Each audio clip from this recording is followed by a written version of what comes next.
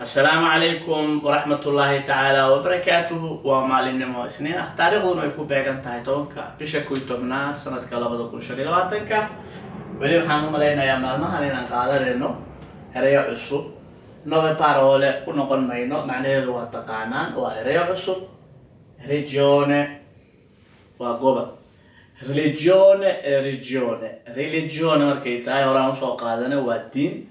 regione markay tahay oo la aysan ku jirina waa gobol città waa magaalo costa waa xeeb confine xuduud